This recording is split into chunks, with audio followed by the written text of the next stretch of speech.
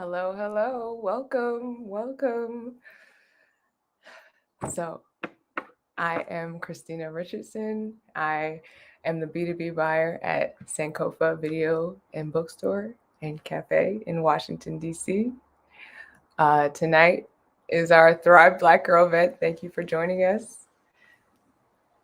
Sankofa Video and Bookstore has been serving Georgia Avenue since 1998. We're right across from Howard University. We're probably the oldest Black-owned bookstore left in DC. And tonight, we get to talk to some amazing sisters about being a Black girl right now. I will, well, let's start with the reason why we decided to do this event. This event is a personal curation of mine. I decided that Black girls and Black folks have been going through it this whole pandemic, and I know that right now there's a national state of emergency specifically for youth all over this country, and now Black youth are are front and center in that number. The mental health of Black youth is it's dismal at this point. Suicide rates are rising, and it's a problem. And so now we're trying to address it because there are so many there's so many cool resources out here for us, for Black girls, for Black women, and tonight we get to discuss a few of them. And without further ado, I'd like to introduce you to Andrea of Ceci Magazine, aka the Black 17. Thank you so much for having me, and welcome everyone. I'm Andrea, and as Christina said, I'm the editor-in-chief and publisher of Ceci Magazine.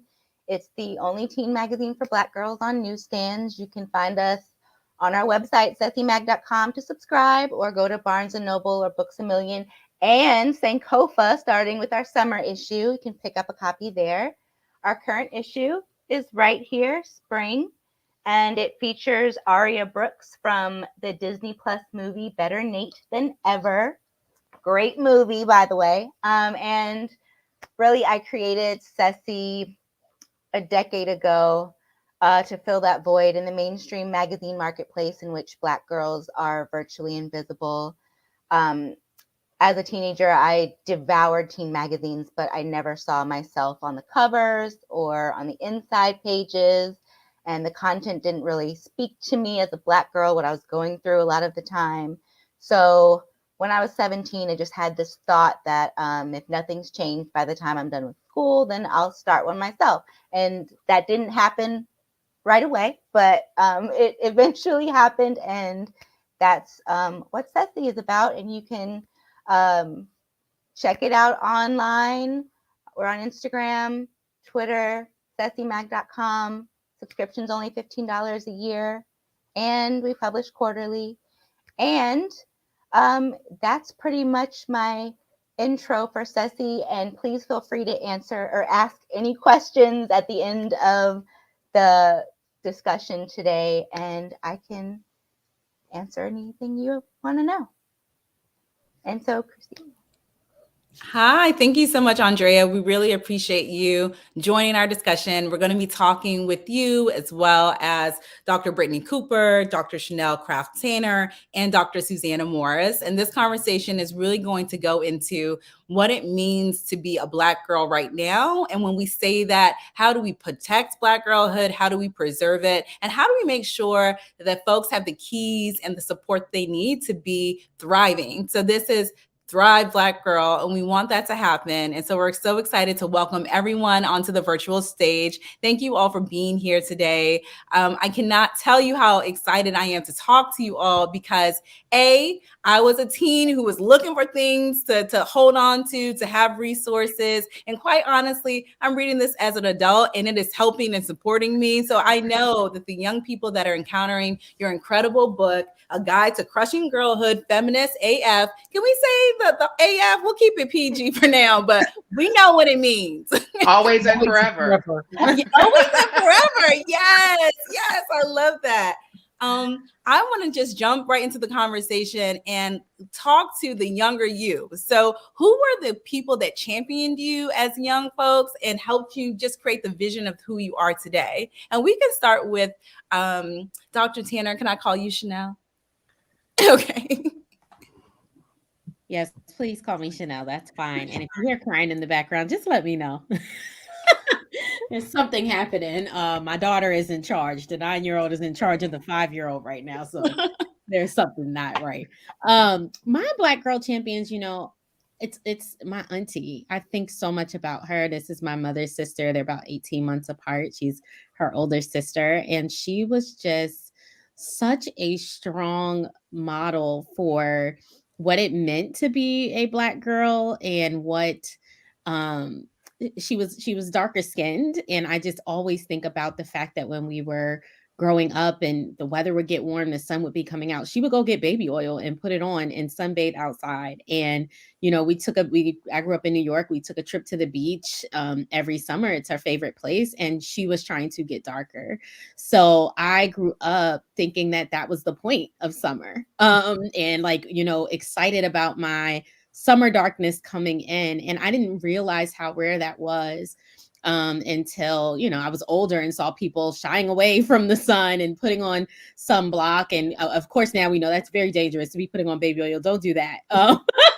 But it really just kind of solidified for me that my darkness is beautiful. And I think more about what she may have been doing, knowing that she had, brown skinned girls looking at her, that some of that was auntie doing being a little extra so that we knew to love ourselves. So I think that is one of the strongest images that I have of, a Black girl champion, and kind of helped shape who I am and how I think about representation and images. Would you like to go next, Susanna? Sure, happy to.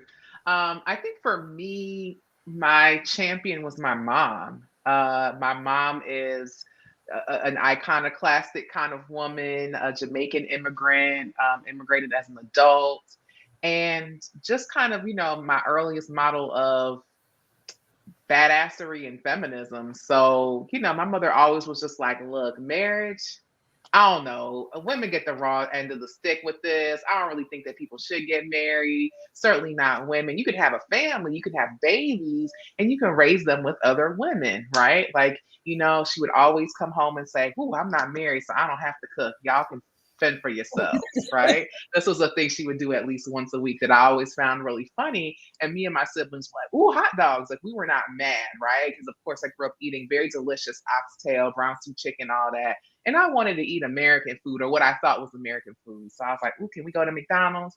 But what she was really modeling was, you have to take time for yourself.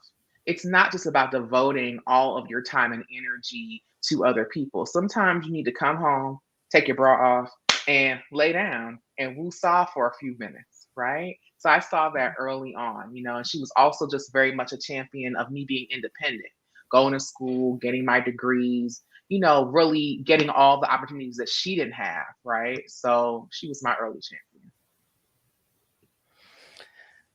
I don't think I know a world without filled with Black women champions. I was trying to think, could I narrow it to one? But my mother was a fierce champion. And the thing with me and my mom is that my mom is like a very high femme lady, and I'm really not. So my mom only wears heels, doesn't own jeans, always had me in frilly dresses, right? Which I rebelled against the older that I got. But what I loved is that she was very invested in me having a girlhood, right? Very quick to be like, stay in a child's place, which is not the language we would use today. But the older I have gotten, I recognize that it was about protecting my right to be a kid, because she understood this world in which Black girls become parentified and adultified very early.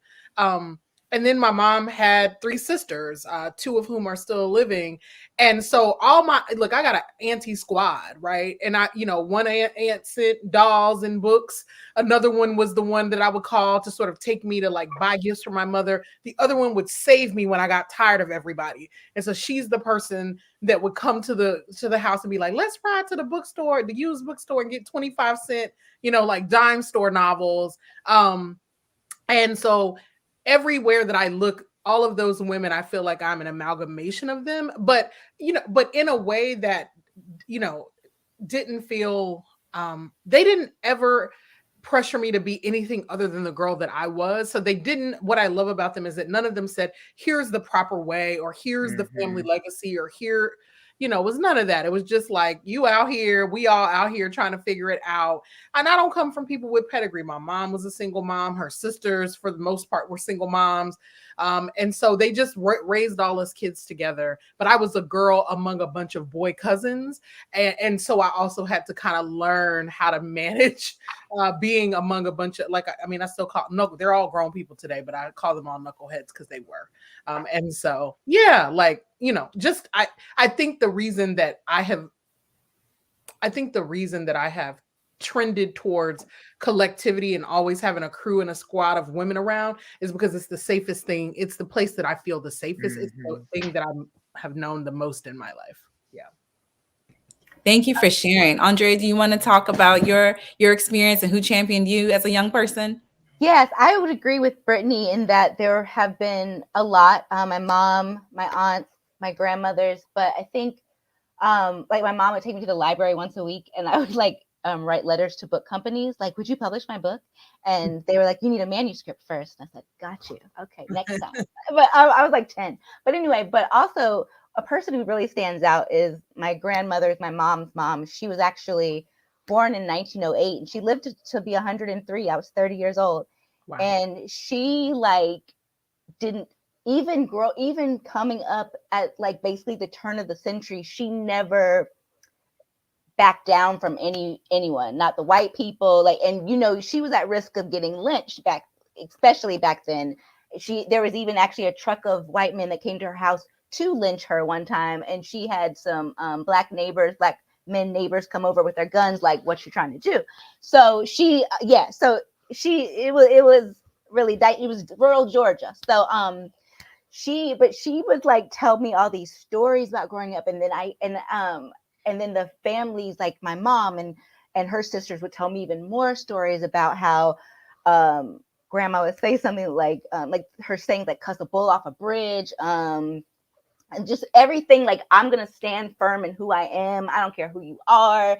You're not going to run over me. Like, that kind of stuff really fuels me when I need the motivation, because like as an entrepreneur, it's hard out here in these streets. So I really draw on her energy, I feel like, when I really need it. And she really taught me some of that just through her life stories from her growing up, and just the lessons she learned, and just the way she survived, and more than she thrived, like how she did it even then.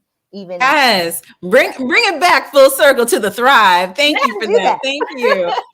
I want to say that that idea of thriving, right? So like when we get to a space where we're thriving, we feel confident, we know who we are. For a lot of folks, it comes when you're in college, it comes later on in adulthood, because you know yourself, you can be more self-reflective, you can be more self-compassionate. And as I was reading a lot of the stories and just the reflections that you put in here, I can tell each of you have done like the work to know yourselves deeply and to show yourself and others so much self-compassion.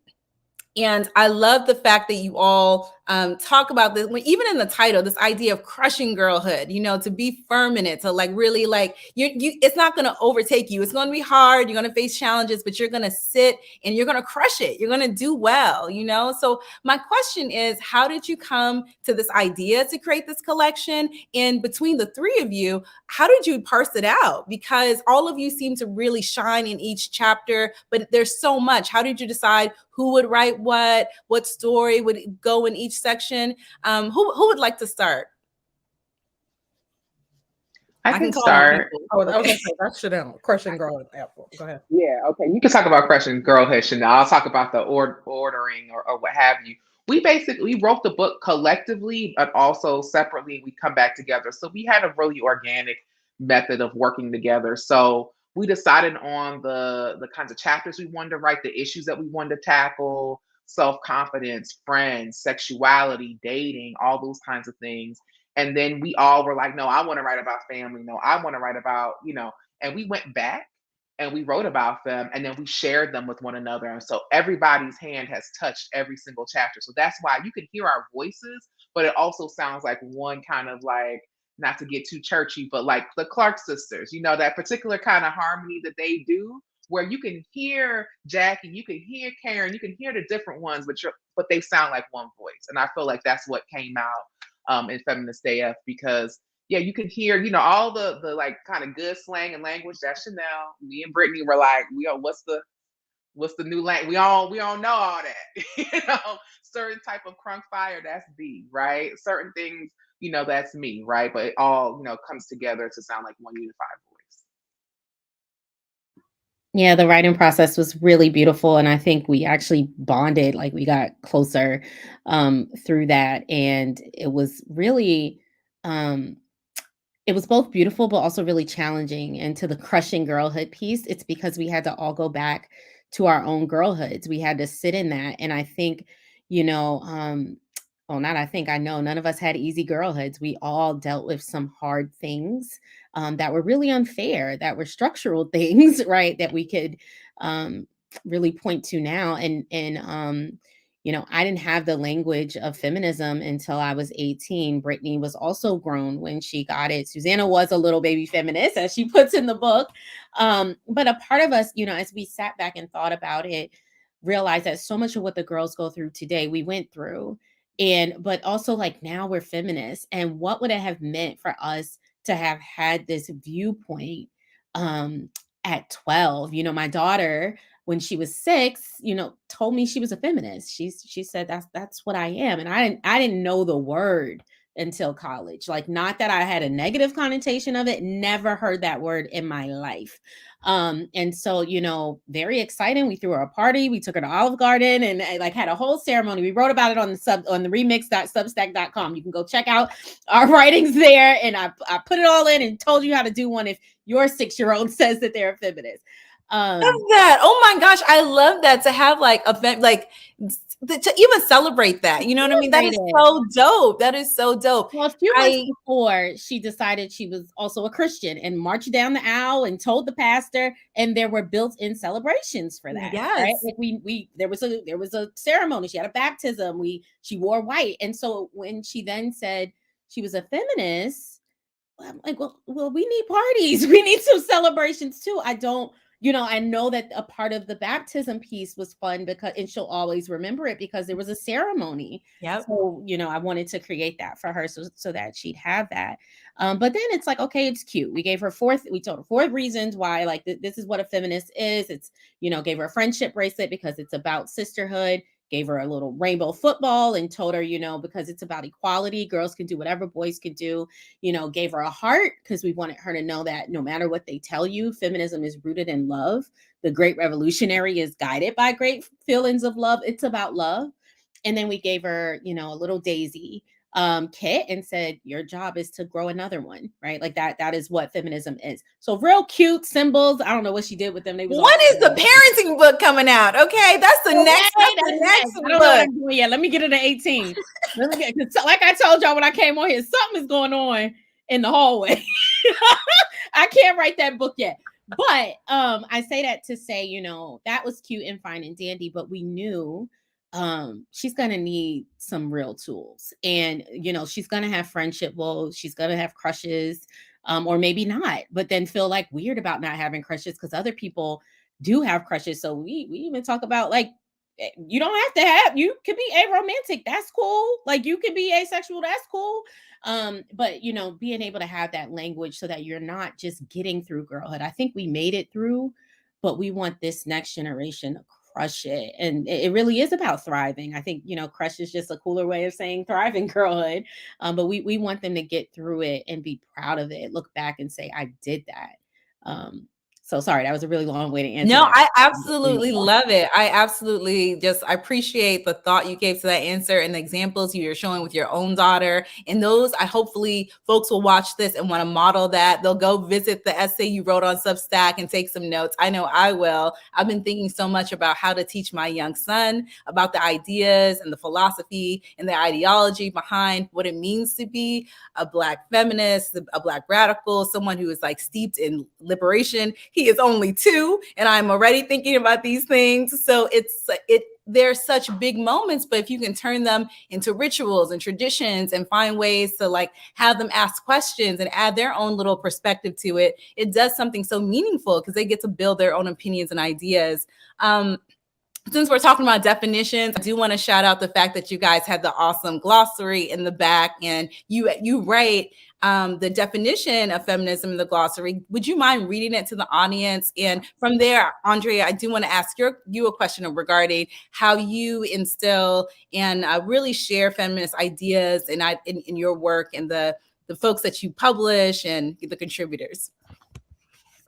We say feminism is a social movement and set of beliefs that aims to tear down the system of male domination known as the patriarchy. Ideally, this movement is also anti-racist and anti-elitist. Yeah. Why is it so important for you to add, or not even add, because that is the deepest and truest definition, but to just highlight this fact that it's anti-racist and it is against classism? I'm from a working class background, so that feels so essential when we're talking about feminism. It's not just about, a certain class of people, it's for all of us. Yeah, I mean, the thing is, we're all working class Black girls too. And part of this has been about us, wanting so much of the work we do, whether it's Crunk Feminist Collective or with Black girls, has always been about how to make sure that we're connected to the communities that raised us and made it possible to be here. Also, I mean, we all work in academic spaces or we're teachers. And so we want to make sure that everyone comes to the conversation with the tools necessary to understand. So much of this isn't about people's ability to be committed to a liberation politic. It's really that, like Chanel said, we didn't get the language early enough. No one explained it to us. And so we wanted to make it real clear. Feminism means being on your own side. Feminism means, we're not down for any system of oppression, right? Feminism, how does it show up? Not just not just as academic definitions, but how does this show up in your interactions with your mom, with your homegirls? How does it show up, in your community, with issues that you might see around town or in your school? And so one of the things we've been saying is we want the Black and brown girls that come to this text and all the young people that come to it, we want them to be problems. And by that, I mean, folks already think Black and brown young people are a problem. So we want them to be a whole problem, right? With a sort of Black kind of colloquial gloss on that, which is to say, when we have the language to say your dress code is racist and sexist at school, right? It's against the law for you to discriminate against me because of how I wear my hair, Crown Act, right? Or yeah, I wrote this paper and yeah, I use this vocabulary. And why would you, what kinds of assumptions do you have where you think that I wouldn't have this vocabulary to use? All of those kinds of aggressions and microaggressions our young people deal with. Now, one of the things in this book, one of the stories I tell is about dealing with suicidal ideation as a young person, as an 11-year-old. And one of the things I realized many years after the fact, I was dealing with it, I wasn't talking about it, but I had a racist teacher who humiliated me in 6th grade math every day because I was one of the top students in the class. And so she would do things to undermine me and to make me question myself. And I would cry every single day. But I didn't tell anybody, one, because I was like, my mother will murder her. And I don't mean that theoretically. And two, maybe I'm doing something wrong. And as you're in that stage, you don't want to be a problem, right? But what would have happened if I had this book to pull and to say, okay, it isn't me. My teacher actually is doing something that's problematic. And then I maybe would have felt like I could go to the adults and say, this thing is happening. I don't feel good about it. And, I need some help. And so those were the girls that we were. And we know that Black girls, when we were talking about doing this event together, we know Black girl suicide is up. I'm thinking about Izzy Tishner, a 10-year-old Black girl who killed herself after dealing with bullying relentlessly in her school system and the school system refusing to do anything about it. So that is a thing that hasn't changed over time. And in fact, maybe it's gotten worse because the scale of it can happen not just in the school, but on social media. And so we wanted to make sure that our young people had language and that when they approach this book, the thing that language does for you is it helps you to feel held, right? That if there's a name for what you're going through, then maybe you feel a little less lonely in the experience. And that feels really important. Oh my goodness. I tell people all the time when I was growing up, I wouldn't say like I was an introvert. I was like in the middle. I love to talk and probably too much. I got a lot of like, you talk too much in the classroom type of remarks, but there were moments where I didn't have someone to explain an idea to me or even a feeling. And I would really turn to books to offer me mentorship. So it's like the things that you read, the language that you have, even if you don't understand it, it does give you something to hold on to and a guide. And it gives you almost a prompt to ask the question that you didn't even know you had in you to ask, And so Andrea, can you tell us more about how you curate your magazine? Why is it so important to have a young Black girl on the cover? It's so beautiful. And I'm so inspired by it, like to see the work that you're doing for young Black girls. Tell us a little bit about the contributors and the work inside of it. Okay, so first I'll say Sesi means sister in Sutu, a Bantu language from Southern Africa. So we look at the magazine as like a big sister or a best friend our readers go to. And for me, it's important to make this magazine as, was something that I wanted as a teenager, but also thinking back, just listening to what everyone else has talked about their childhood experiences. I read a lot as a kid too. And the Babysitter's Club was one of my favorite series. So I also wrote a book I wrote a book series called Carolyn Summerwood and Friends. And they had a book club where they wrote books. They didn't read them. And I remember in creating this book, I was like, I'm going to put 2 Black characters in there because nobody else has 2.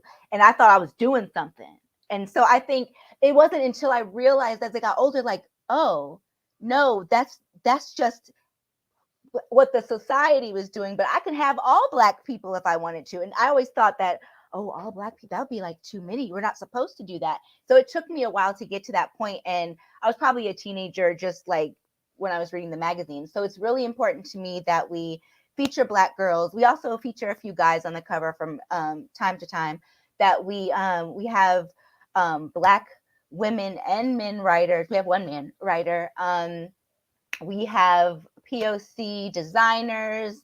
Our photo shoot team is multicultural, but we also interview Black women as our sources, because I think that's very important to not only show Black girls, like, here's another example of what you can be when you grow up. We also have a Work It Girl section where we specifically profile careers, but they could be reading about skincare and we're interviewing a Black dermatologist. They could think, oh my gosh, a Black dermatologist. I never thought of that. So everything kind of ties in just to show Black girls what's out there, cater directly to them, whether it's beauty, fashion, and health. Mental health has been a really big thing we've been writing about lately also, and social issues. But we also want to make sure that, as people were saying, like, it's important to have fun in your teen years and your girlhood years too, because the world is so heavy outside. So we want them to be able to pick up a magazine and learn something and discuss social issues, but also be like, oh, that's a cute shade of lipstick. Let me go get that, like stuff like that. So we try to balance it and make it an escape as well. Thank you so much for that. I want to dig into some more of the chapters from the book. And one of my favorites was the Nice for What chapter. And I would love to hear Susanna talk about that, how you put it together, and even giving some context to what it means for young Black girls to be nice, right? Like how we can push away from that narrative and be our own independent selves and have like true agency when it comes to it. Though it was such a great chapter. I love that one. So funny enough, this is one of the ones that I started. So everybody touched the chapters, but this was one of the ones I began because I was one of those kids that was pretty quiet. That's kind of like how you describe yourself, Lori. Like, there were times where I talked too much, but for the most part, I was like a little shy. I bloomed and blossomed academically and read a lot and stuff like that. But I was a nice girl, And it took me a long time to kind of embody the strong women in my family, like what Andrea was describing. Like, my grandmother was very similar, born in 1910, didn't take any meth. And I was kind of like a wallflower, you know what I mean? So we talk about niceness in a variety of ways. Like, you don't want to efface yourself. You don't want to erase yourself. This is not carte blanche to be out here and act a fool. However, we want you to be kind. But going through the motions of niceness so that you'll be liked in particular kinds of ways, but you're not actually being liked for who you are, is one thing. Two, we also just talk about the kind of social expectations, that you have to smile in public and do these particular kinds of things. And we want to kind of nip that in the bud. We're not blaming victims, right? Because, the girls and the young people who are reading the book 12 and up, that's the age where you start encountering street harassment. You know what I mean? And so we're not putting the onus on the young people who are just moving through their worlds, going to the corner store, riding the subway, getting on the bus, and these grown ass people trying to holler at them, commenting on their body, right? But just getting them to understand that call for you to smile, pretty girl, show your teeth, you look better when you smile. It's really about that other person. It's not an indictment of you, right? Because there's such language around Black girls having attitudes, being harsh and all that kind of stuff. And sometimes folks try to recorrect and redirect in the other direction. And we want to rebuke that, right? Be kind. Don't be a butthead to your friends. Be respectful to your elders and your teachers, right? But also, you can advocate for yourself while putting kindness forward. So that's really what we were thinking about in this chapter. And it's definitely me talking to little Susanna, like, you were a little too nice. Back in 93, you could have really given some people the business. You know what I mean? Because grown Susanna is definitely on that. Thank you for that. I want to talk about just the intergenerational conversations we're having and how we can actually, I guess my question is, what can we do to continue to build the trust between young folks and adults, whether it's, the aunties, the cousins, like the role models out there that want to feel closer to Generation Z, and they're like, you don't know how to use TikTok. You know what I mean? Like how can we come together so we can be more supportive and they can feel like they can trust us to confide and tell us their secrets and help them, because we want to help. Do you have any insight? You shared so much in the book, but I would love to hear more from examples you've had in your own lives, or even like listen to this playlist right here. You know what I mean? Like, what do you feel like we need to do to build that trust? I mean, I think the book is a model of what that looks like. And I think we really just kind of took those. We all have relationships with young people and have for years. For me, even before I had children of my own, I was big sister to a lot of people. I'm definitely big cuz. I'm definitely auntie. And love each of those. I really love being an auntie, probably because I had the great auntie, right? And I think we really just took those conversations and how we do it and put it in the book. And so really it's an ethic of meeting girls where they are, and, not always trying to correct them. They live in a world that is always telling them that they are wrong and that they are a problem and that they need to fix things. And, even sometimes their parents, you don't know nothing about no good music. Like, we definitely got that, right? And what does it mean to say, let me listen to who you like? And then I can say, but did you know about Little Kim? Which maybe that's not what I should say, but that's who I loved. And that's what the older people didn't say to me, right? Like, instead it was like, that is disgusting, nasty, raunchy stuff. What are you doing? What are you listening to? And nobody asked me, like, what do you like about Little Kim? What is appealing to you? As a hip hop head, like, what is it? And so I think we really model that. So the book is chock full of playlists that include young folks and the stuff that we like and the stuff that our mamas like. It's full of, quotes from people across generations, books. Like, we really want this to be a resource guide, both for the girls or the kids who read it, but also for their caregivers, that they could use to kind of start conversations and kind of see, like, how do we do that? So we have always had an ethic in a Crunk Feminist Collective of intergenerationality. Like, we believe in giving to the next generation, and we are super humble and take from, the generation above us. But I will say, while we were on book tour, one of our most challenging moments came, from a conversation with an older Black woman. And it was tough. And, there was tons of victim blaming and tons of protecting of Black boys and men. And, what about these fast tail girls trying to trap a man or claiming that they, were sexually assaulted when they weren't? And that was a really hurtful moment, like, that we had to kind of work through. And, surprisingly, in a room full of people who we know, I mean, I know if I'm in a room with 5 Black women that I'm going to assume at least one of them is a survivor. And to have to kind of balance that care, but also try to bridge this gap with our, with this older Black woman. And I want to emphasize older Black women, because I think if it was a white person, we wouldn't have had, the grace and patience and willingness to try to pull her in. But, I still think about that. And I wonder, the harm and violence we may have caused by not just saying, you need to go, you need to leave, you're drunk, go. No, she wasn't drunk. I'm just saying, like, we didn't like just cut her off and tell her to go. We really did try to, even in that moment, because it's our ethic, like, and we love you, and you remind me of my grandma or my great auntie or whatever. And so we're doing that, but we are doing it publicly in a room full of young people, people our age, older people. And so I say all that to say, and what we try to do really well in the book is show the nuance in all of this. And so I don't want to make it seem like intergenerationality is the way, the truth, and the light, and like it is fine and dairy, and all we need to do is have old people listen more to young.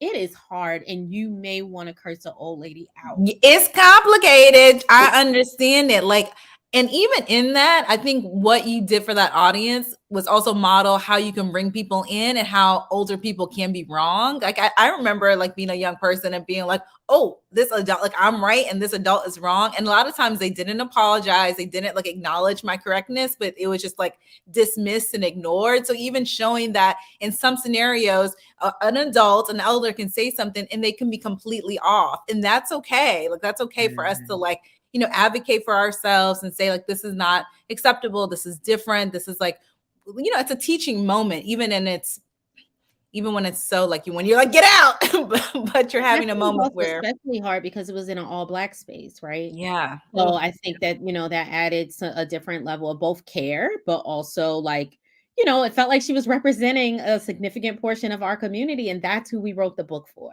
Right. And so But, it was just challenging. Yeah. but go you ahead, know, Brandon. one of the breakthrough moments in that conversation, I think, is actually there was like some moment in there when we finally said, but don't you remember like being a girl and going through this and being overlooked and, you know, and having to navigate all of this stuff? And I just remember her going, you know, like a deep kind of like a light bulb went off. yeah, you know. And Mhm. so I think that so much of it is also about, you know, a thing that was alluded to earlier, which is that this book also can help us to speak back to the inner girls that we were, that the younger girls that we were that didn't get the kind of nurture. Um, and one of the things that's going on in my life, my partner's daughter is 13. And I am trying to figure out the balance uh, between being intentional about having certain conversations and being invited to have those conversations, right? So, you know, I saw her last week and, you know, and her mom, you know, we were doing a family thing. Her mom leaves the table for something. And so then she just, I said, well, how's it going? How was school?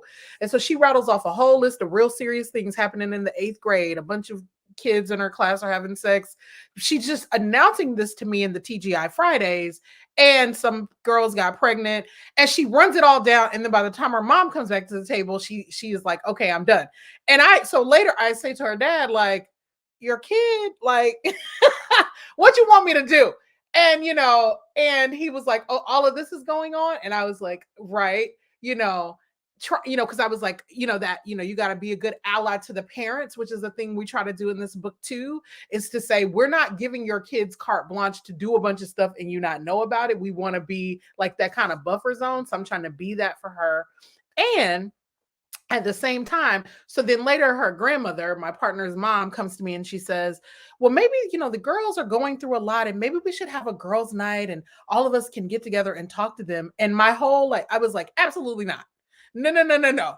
Think about being 13. Do you want to sit in a room with your grandmama, your bonus mom, and your friends and talk about girl things? No, like that's horrific. Immediately no. So Immediately I was no. like, that's Immediately not no. it, right? No. And so that and that is about boundaries, right? I was like, we need to learn early that so I realized that if I just she's read this book.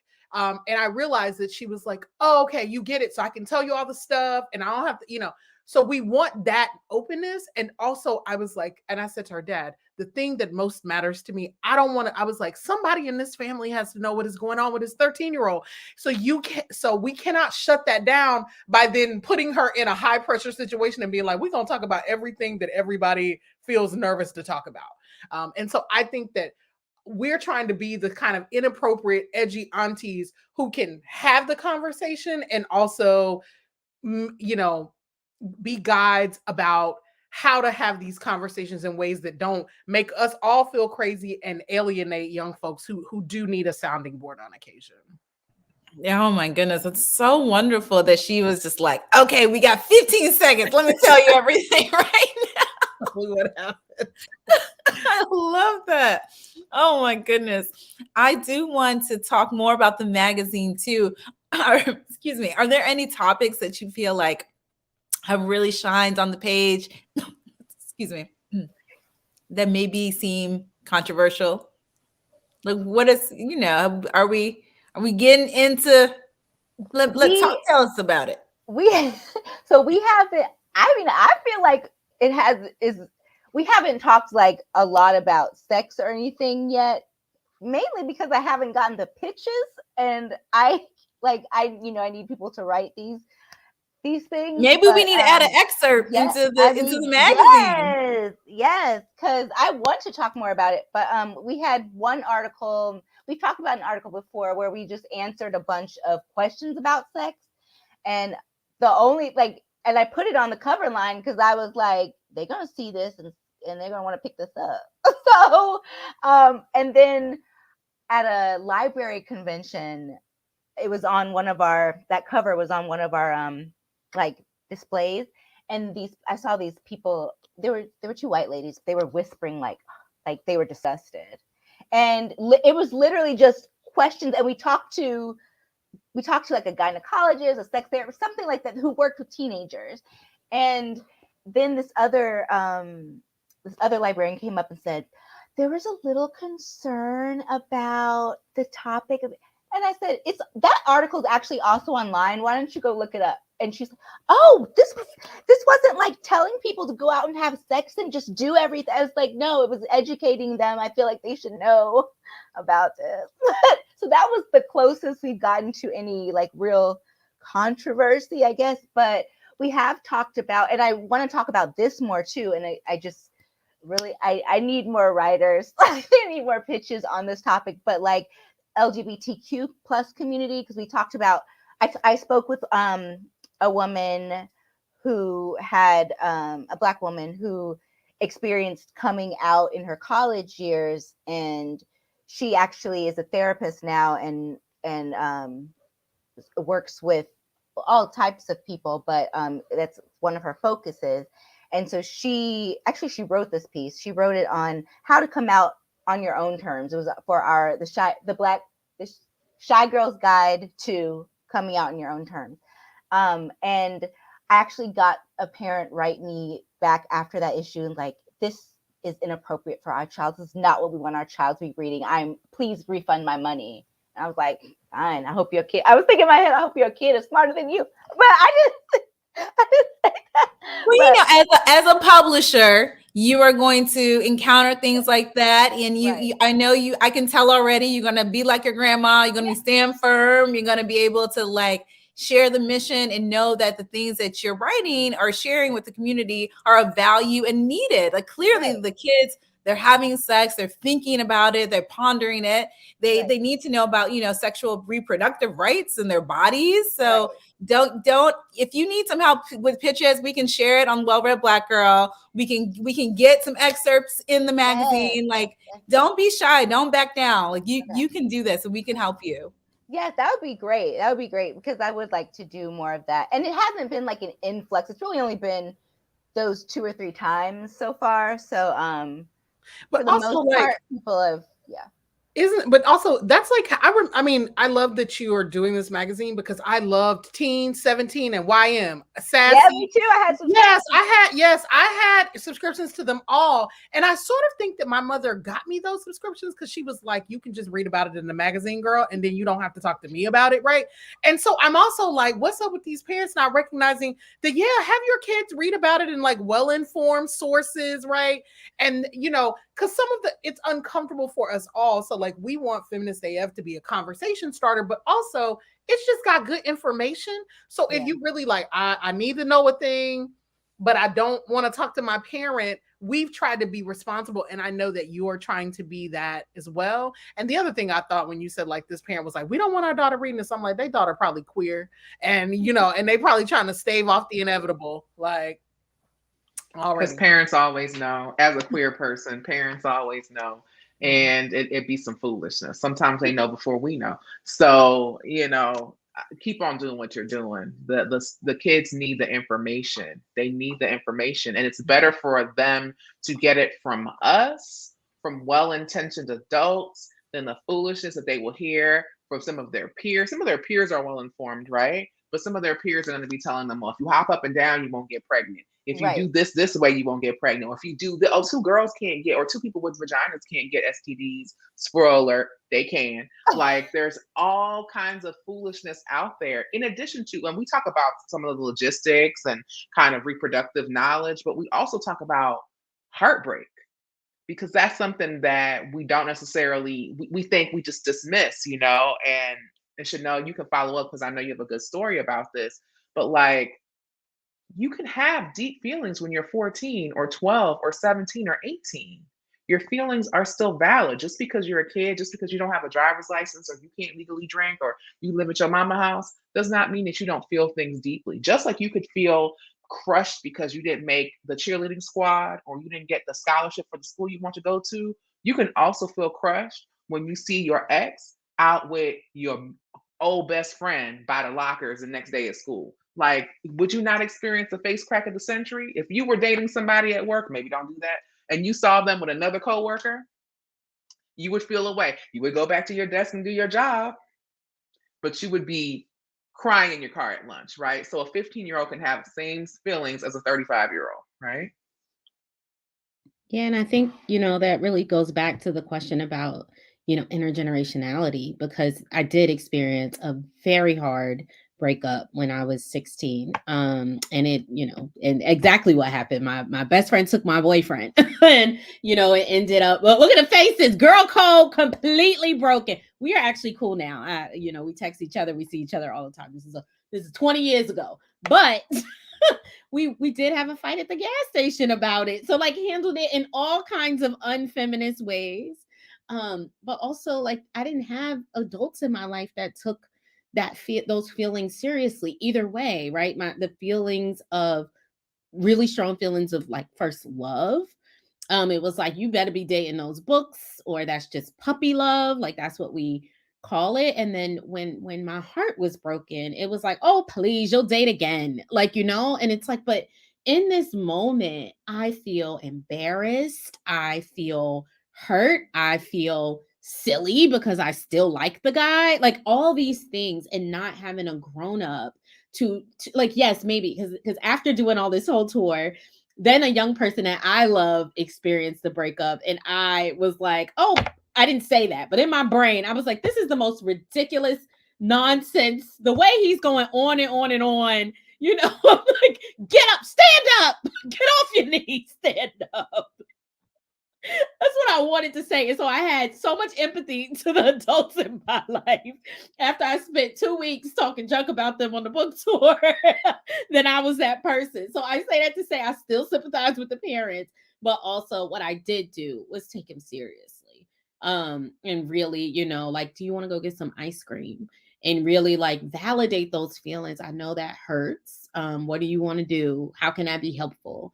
And so yeah, I don't know what the original question was, but intergenerationality also goes that way too. Like we really need to, when we say meet young people with where they are, even in the stuff that makes us uncomfortable or that we think is silly, we should take them seriously.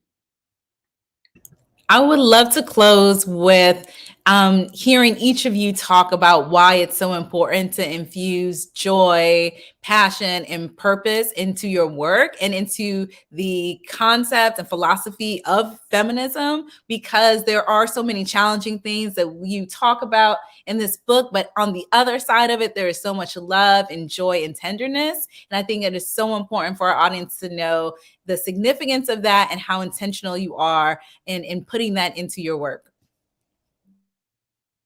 Well, one of my favorite pieces, it actually made it to the back of the book, the back flap of the book. And the book is beautiful. If you don't have it, it's so beautiful. The cover is all soft, but right here on the back flap, it says feminism is fun.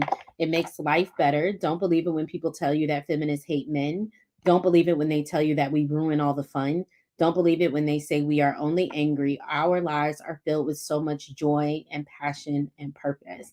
This is not an anger project. This is not a project that goes around and deconstructs everything. Yes, we have clear analytical things to say. Like we are looking at the world and we are saying like it is messed up and it is messed up for these reasons. But it is because we love our people. It is because we love brown girls. It is because we love brown boys.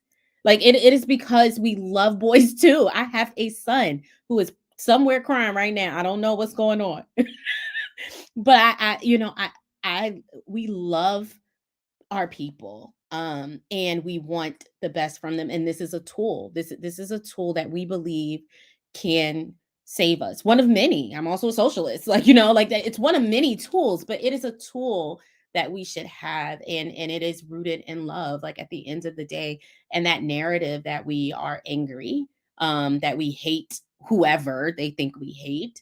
It is a purposeful narrative to keep more people away. Like, who wants to be around people that are like boring and ruin all the fun? Truth is, we might be loud in the movie and being like, this is nonsense, but we there and we drunk and we sneak wine in. Like, that is the truth of how we do our feminism. Also, I teach other feminists how to twerk, right? That is what our feminist gatherings look like, because we are still working class girls. And if you put back that ass up on, we will still kind of like run, because it is how we grew up. And so it has made my life so much better. All of my relationships are richer. My friendships, my feminist friendships, and we have a chapter in the book called Better Feminist Friendships, where we talk about like the 10 friendship commandments. And I believe that like my mothering is better because I'm a feminist. As a wife, I think I'm better because I'm a feminist. I'm a better partner. I'm better at work, like all of these things. And so it is a love project for us. So thank you for asking that question. I am so appreciative. I just feel like this book, like you said, is going to be a tool, and so many people are going to really grow from it and be able to connect with the young people in their lives further. So thank you for just sharing just all your wisdom and your insight. Again, buy the book from Sankofa Bookstore, pick it up at your local library. Like, we want all of you to just engage and talk to the young people in your life. We are going to be sharing, it's a surprise, but we're going to be doing a YA book club soon. So we're going to be working on that. So we will definitely be sharing your book with the young people in our lives and having more discussions. So you guys can come back later and we can tell you what the young people said. We'll get the inside scoop. So I'm going to see, I don't believe we have any questions at the moment, but there are people watching that are very excited. I'm seeing the comments as they come up. Let me just make sure. Let me send a note and make sure we don't have anything in the Q&A, but thank you again. You know what? It's 8:00, y'all. I'm gonna let y'all go. I don't believe I see anything, but does anyone have any like last comments or thoughts they'd like to share before we wrap up? Or maybe you can tell us where we can each connect with one of you. Like, are you on social? Anything you'd like to share about your projects and how we can connect further with you? You can find us at Crunk Feminist on Twitter and Instagram. We write a weekly newsletter every Monday and Friday on theremix.substack.com. I was also really excited when Andrea said that she loved the Babysitters Club, because I mean, you're literally speaking my language. And so I just want to tell folks, I'm working on a friendship series, middle grade, it's about 3 Black girlfriends called the Bee. They're called the Bees. All their names start with B, and they get in all kinds of shenanigans together. And so we're out here, we're working, and so please come through. Yeah. Oh, I love this new series. I didn't know that. Okay, that's awesome. Congratulations. Is it coming? Is it 2023? Like when? It's a 4-book series currently contracted. So the first book will be next year. Okay. So 2023. I'm working on it now. Yes. Okay. We'll let you get back to writing. I know that's a hard one. All the books for the young people, very harsh critics, those middle grade folks. Indeed. Well, thank you again. We're so appreciative. We will be sharing this broadcast in our newsletter and on our socials. Please share it, watch it. Thank you. We're appreciative. Andre, do you want to say anything before we go? Speak now. Sure. Yeah. You can just follow Ceci Magazine at Ceci Mag on Twitter and Instagram. CeciMag.com is our website. All right. Perfect. Thank you, everyone. Good night.